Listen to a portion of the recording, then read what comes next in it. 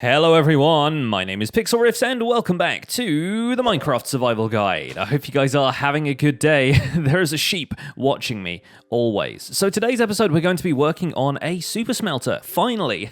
We did our introduction to auto-smelting, I don't know how many episodes ago, probably quite a few episodes by now, but I have taken down every automatic smelting setup that I've built, and the reason for that is that I want to build one over here at Founder's Forge. In fact, I want to build quite a few, because each of these smelters is going to be tied to a blacksmith, and adding to the lore of this area a little bit, we already have a blacksmith's guild, which implies that there is more than one blacksmith, right? We're actually going to have 5. And that seems like quite a large number for your average survival world, and that is because one of the things I want to do with this world, which I've explained in the past, is kind of create a story that's going on here. We want to create like a kingdom here that has lots of different trades going on, lots of different kind of people living and working here all at once. And so while this might not necessarily be kind of a typical survival world thing. Oh, of course it's raining. Of course it's raining while I try and make my video. While this might not be a typical survival world thing to build lots of like different auto-smelteries instead of just one that you use constantly,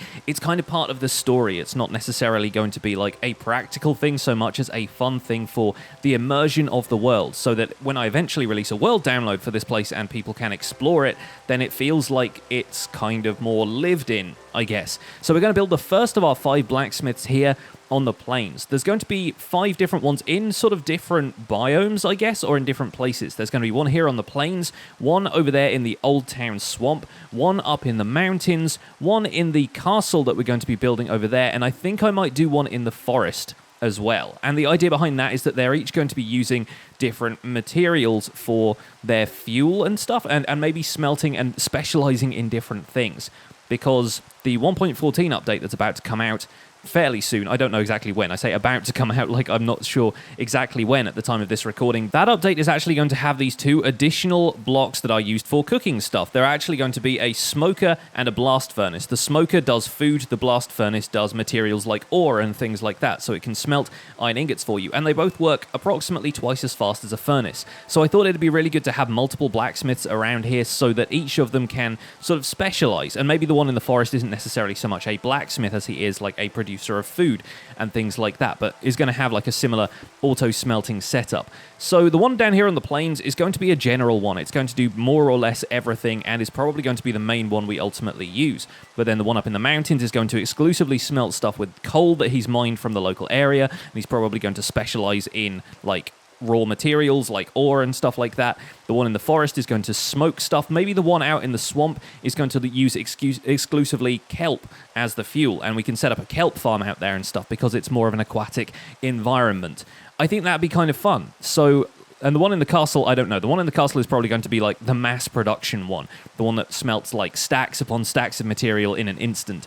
But the one here is going to be relatively humble. We're going to use 16 furnaces. We're going to need a ton of hoppers for this, of course, because we'll need input hoppers for both the top of the furnaces, for the fuel, and for the output. So we're going to need a bunch of those. Thankfully, I went ahead and made a bunch of hoppers off camera. Now that I've got an iron farm, it's so easy to do that.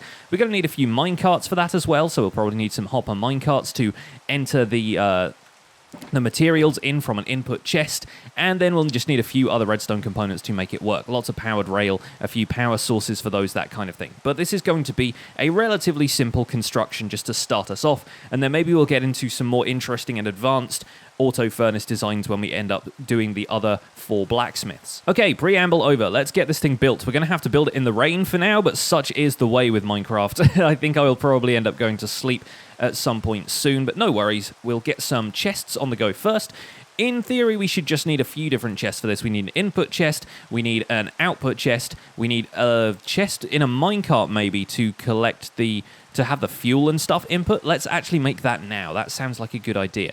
And of course, this place is going to need a floor, so let me quickly run off and get some building materials. Okay, we're going to lay down some stone for a floor. We'll probably mix in a little bit of wood here and there, but it seems like a blacksmith would want to have a stone floor just so that stuff didn't naturally catch fire. I have fire tick turned off in this world, so I'm not that worried about that, but I think it's good for immersion at least. I actually kind of like the curvature of this section over here, the way it kind of wraps around like that. I think I might use that in the design of this building. It might be an interestingly shaped one, sort of like a crescent moon at the front. But yeah, I think that's actually going to be a neat little design for this place. Okay, I think this should be about the area we need. It's probably a little large, but I do want to make this into a shop front kind of thing, so we'll probably have a little bit of decoration around the front of the smelter. But the sun is going down, so I'm going to sleep to get rid of this rain.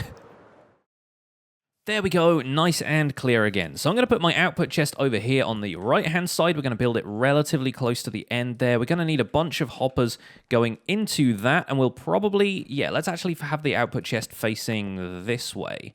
And so for our inputs, what we need is a hopper facing into that chest, and then we want to do a row of 16 hoppers facing into each other like so. We've got 1, 2, 3, 4, 5, 6, 7, 8, 9, 10, 11, 12...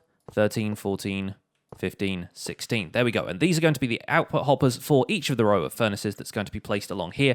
And as you can see, I built this place with a couple of blocks sort of headroom on each side because this thing is going to be a little bit large and it's going to be a long straight thing. You can sort of make these in different configurations. You can move the furnaces around a little bit if you want to, but that's going to require a few more materials and it depends on the space that you've got. Right here we've got this big wide open space and I feel like building a giant wall of furnaces along the back wall there. It just looks kind of cool to me. What I think I ultimately might end up doing is covering up these hoppers with stone brick stairs or something like that. It seems like a decent feature to have, and that will conceal the mechanism of it to anybody visiting this place, so it'll make it look a little bit more, I guess, mysterious, and like the furnaces all just kind of light up at once when it gets started. I think that's going to look pretty cool. So we're going to place a lot of hoppers along the top and along the back of these furnaces to input the fuel and input the items to be smelted. Along each of these we are going to run some powered rail, bearing in mind that powered rail can connect side to side like that, so we are going to have to put a block on the end here for it to run onto to make sure that these two don't connect.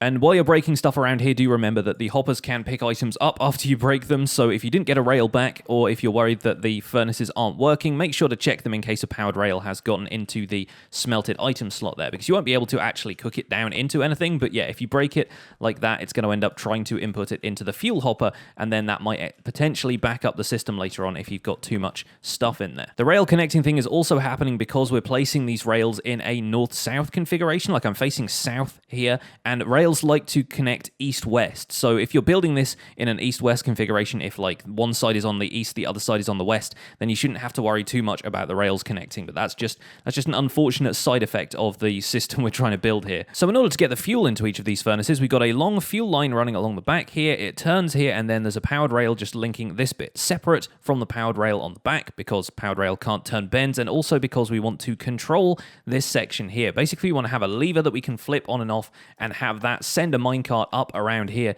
with all of the fuel. The reason I've got 16 furnaces here, by the way, is because mathematically that works out if we have stacks of fuel in stacks of 64. So if I put 64 fuel in here, we're only going to ever put stacks of fuel in here at a time, then each of these furnaces would, in theory, get 4 fuel each. So that's kind of the mathematics of it, the way that works out. What I want to do is be able to pull a lever here and have the minecart just kind of set off around here. Obviously, the minecart needs a block to come to rest against on this side, so I'm going to build a couple of dark oak logs here, and ideally what I want is for a lever to be attached to one of these and for it to power the powered rail behind it, like so. So when the lever is pulled down and is sparkling, then the minecart is going to be sent off along the tracks here, and it's going to deliver fuel to each of these furnaces. Now the powered rails up here can be powered permanently, because anytime the minecarts are running on these rails, we want them to be receiving power. So let's add a block of redstone up here. It's a very simple power source to use, and all we need to do is plonk it somewhere in the middle of this, on top of one of these powered rails, like so.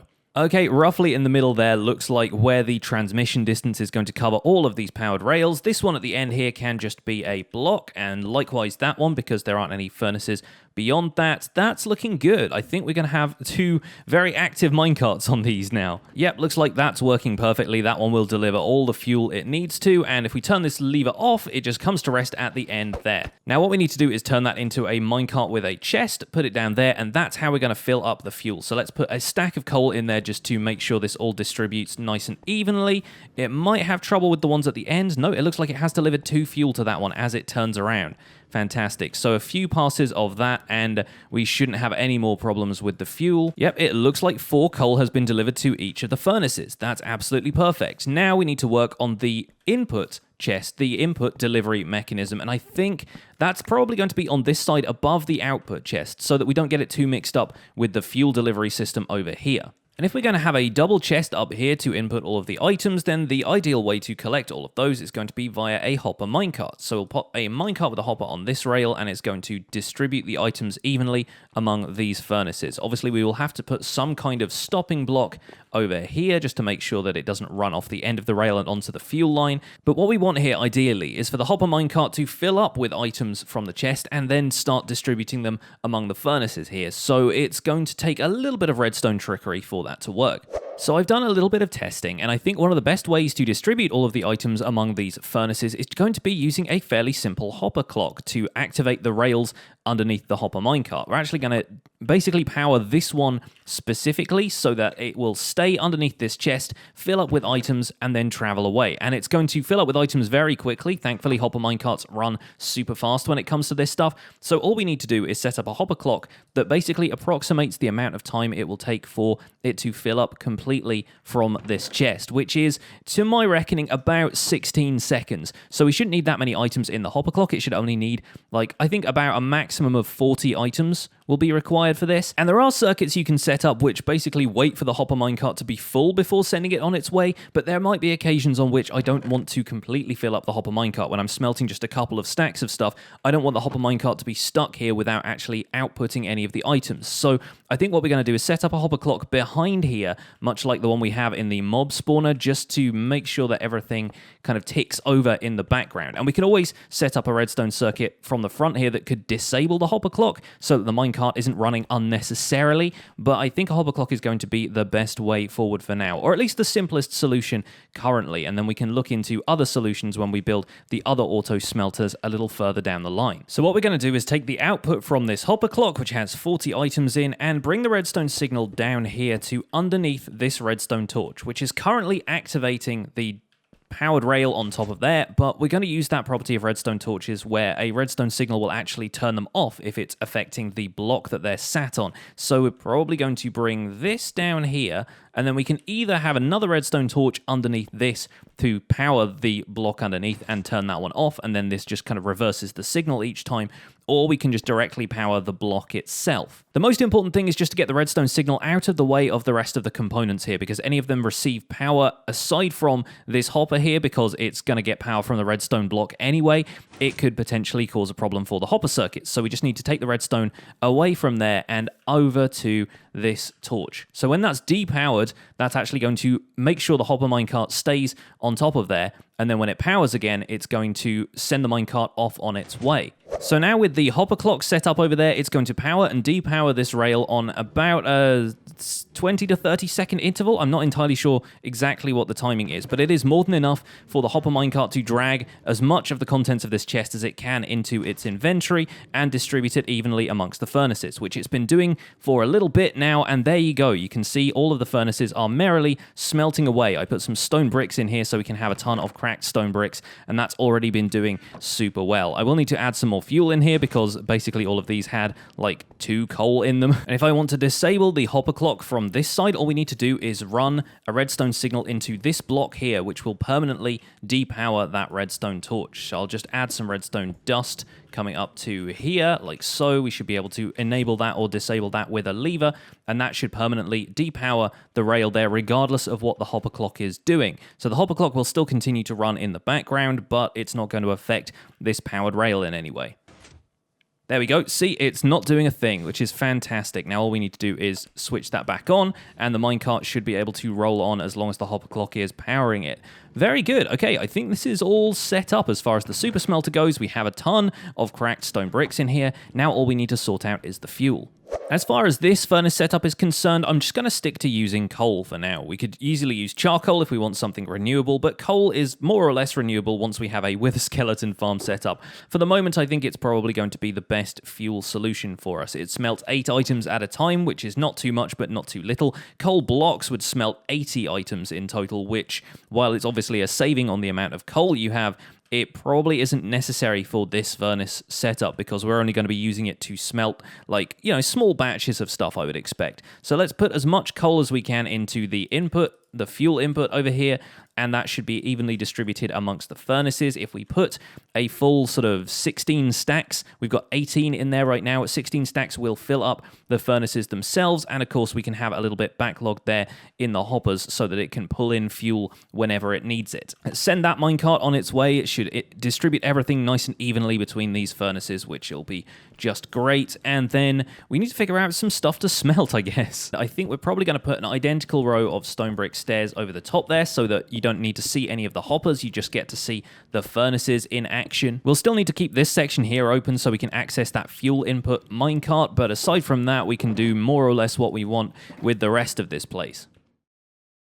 So I am working on making this build pretty, and it's coming along pretty well so far. I like the idea of having this big log held up above the door and not disguising the fact that that's a log either, because the rest of the wood in this build is kind of there just to be building material, whereas this just looks like somebody's chopped down a massive tree and laid it over the door of this house. And it's not connected to anything, it doesn't feel structural, it just feels imposing, like a gateway, and I like it. I'm also trying to work on basically having the roof of this thing be a chimney with two separate, maybe like more house-like roof sections coming out on either side to simulate the idea that there is a chimney for this place for all the smoke from the furnaces to escape, while in reality the furnaces do not produce any smoke at all, except the occasional little particle effects and crackling fires in front of them. I'm going to work on this a little bit more over the weekend because I think I'm running out of time to make this video and I really want to get it out to you guys. The auto-smelting furnace is kind of the main project here anyway, but we will work on the design of the blacksmith another time, and I'll recap anything that I do over the weekend with this build so that you guys can get the full picture of what it eventually turns out like. But that is going to be it for this episode. Thank you so much for watching the Minecraft Survival Guide. My name has been Pixlriffs. Don't forget to leave a like on this episode if you enjoyed it, subscribe if you want to see more, and I'll see you guys soon. Take care. Bye for now.